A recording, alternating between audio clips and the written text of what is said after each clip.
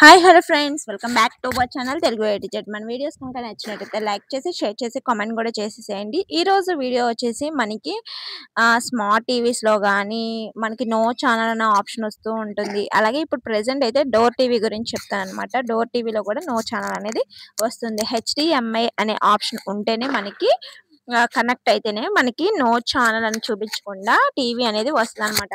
ఇక్కడ వచ్చేసి నేను ఎయిర్టెల్ డిష్ అనమాట వాడింది.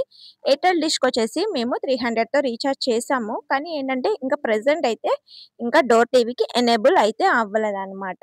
అండ్ ఏంటంటే నెక్స్ట్ చెప్పాను కదా, నేను ఆల్రెడీ ఓల్డ్ వీడియో అయితే చేశాను అనమాట. ఒకసారి వాచ్ చేయండి.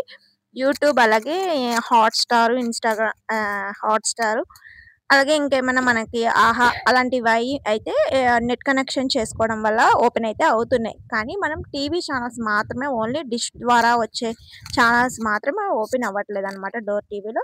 ఫర్దర్‌గా ఏమైనా ఓపెన్ అయితే కనుక వీడియో అయితే కన్ఫామ్‌గా చేస్తానండి.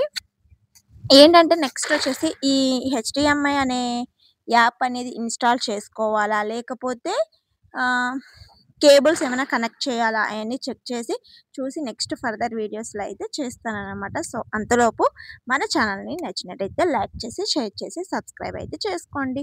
ఇంకా ఎటువంటి డౌట్స్ ఉన్నా కామెంట్ సెక్షన్లో కామెంట్ అయితే చేసేసేయండి అన్నమాట. ఇంకా నెక్స్ట్ వచ్చేసి మనకి ఒకవేళ ఫర్దర్ స్మార్ట్ టీవీస్ అనుకోండి మీ దగ్గర ఉన్నాయి. స్మార్ట్ టీవీస్లో నో ఛానల్ అనేది వస్తే గనక మనకి ప్లగ్ కనెక్షన్ ప్రాబ్లమ్స్ కానీ, లేదంటే సరిగ్గా మనం ఇన్సర్ట్ చేయకపోయినా ప్లగ్స్ అనేది ప్రాబ్లం అయితే వస్తూ ఉంటుంది. లేదు అనుకుంటే ఈ మనకి ఇన్పుట్స్ అనే ఆప్షన్ ఉంటుందన్నమాట టీవీలోన.